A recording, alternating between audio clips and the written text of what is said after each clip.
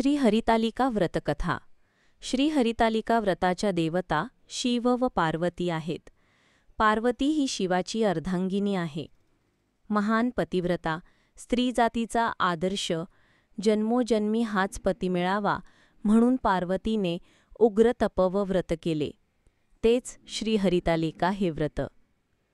पूर्वजन्मी पार्वतीने शिवशंकरास वरले. पार्वतीचा पिता दक्षराज याला ही गोष्ट आवडली नाही. दक्ष प्रजापती याने महायज्ञ यागसत्रास आरंभ केला. सर्व देवांना आमंत्रणे दिली, परंतु शिवपार्वतीला मात्र त्याने बोलावले नाही. ब्रह्मा, विष्णू ज्यांना वंदन करतात, वेद आणि शेष ज्यांचे स्तवन करतात, अशा शिवजगदात्म्याचा शिवमहिमा जाणून न घेता दक्षराजा रात्रंदिवस शिवाची निंदा करीत असे. शिवाला तो देव मानत नसे.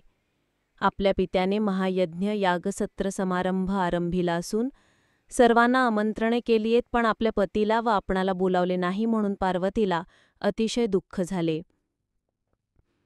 आपले पिताश्री कदाचित आम्हाला विसरले असतील, आमंत्रण येईल अशा आशेने दक्षकन्या पार्वती आतुरतेने कैलासात वाट पाहत होती.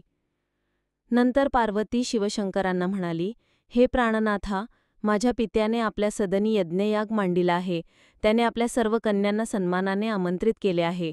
मला आमंत्रण देण्यास ते कदाचित विसरले असतील. मला तिथे जायलाच हवे.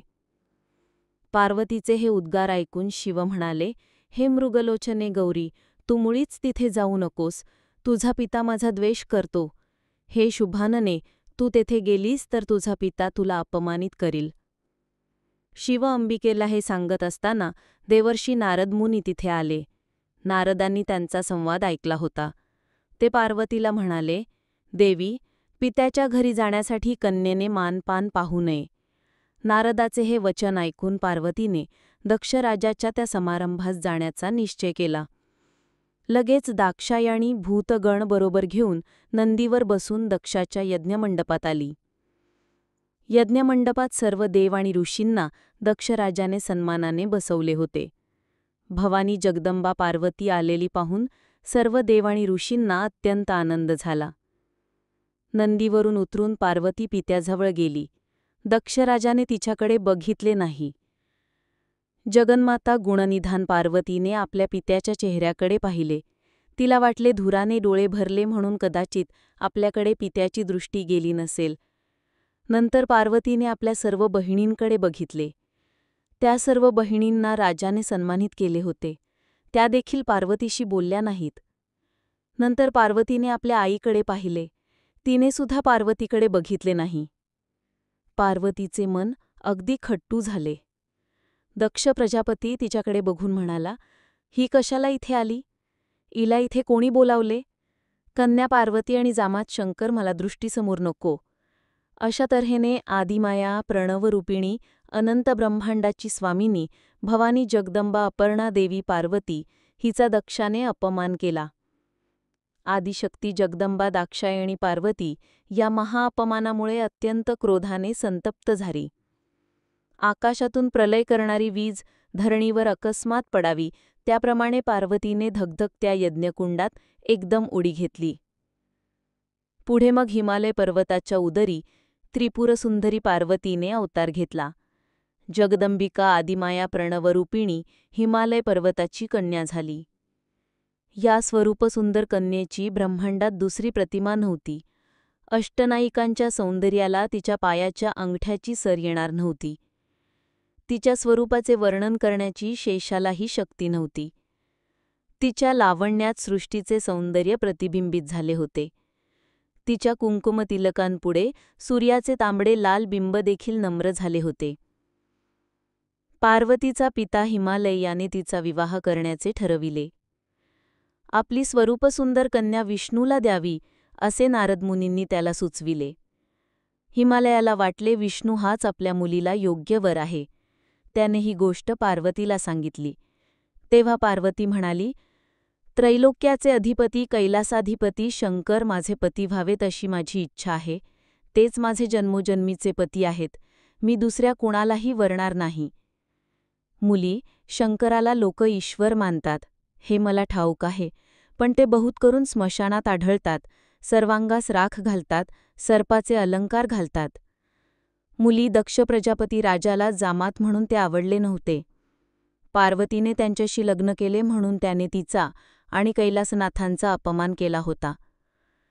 हिमालय उद्गारला. पण त्याचा परिणाम काय झाला? पार्वती उद्गारली. तुझ्यासारखी स्वरूपवती स्त्री त्रिभुवनात दुसरी कोणी नसेल.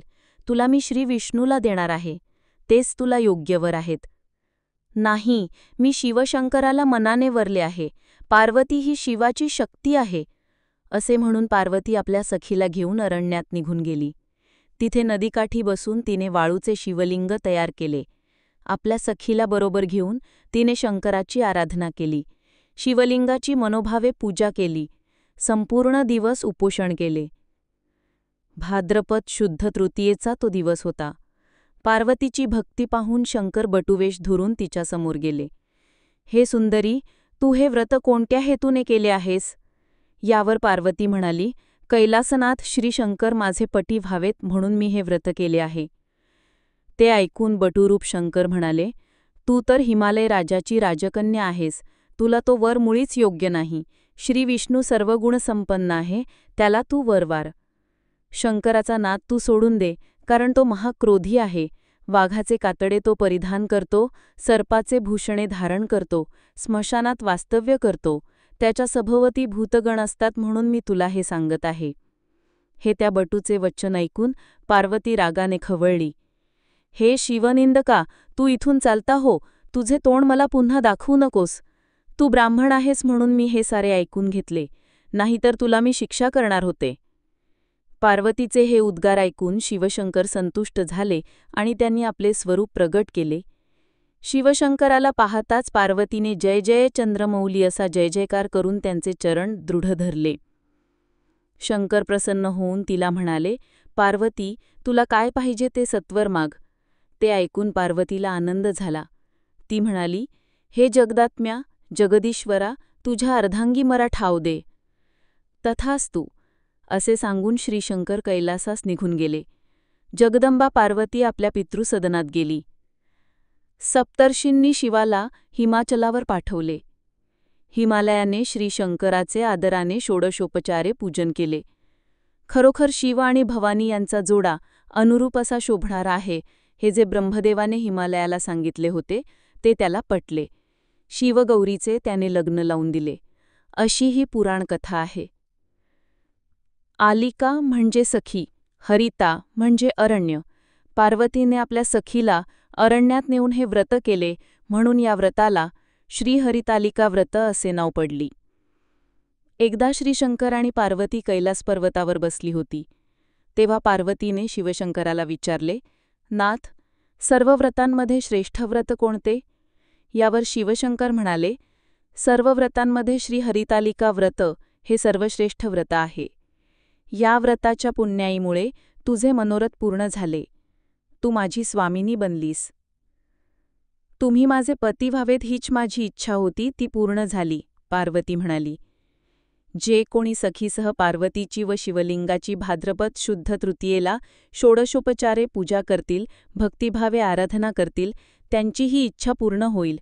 त्या स्त्रियांचे सौभाग्य वाढेल, त्यांचे जीवन सुखसमृद्ध होईल, त्यांना संतती संपत्ती प्राप्त होईल. श्रीशंकर म्हणाले. अशी ही हरितालिकेची कहाणी. ही 60 उत्तराची कहाणी, 5 उत्तरी सुफल संपूर्ण.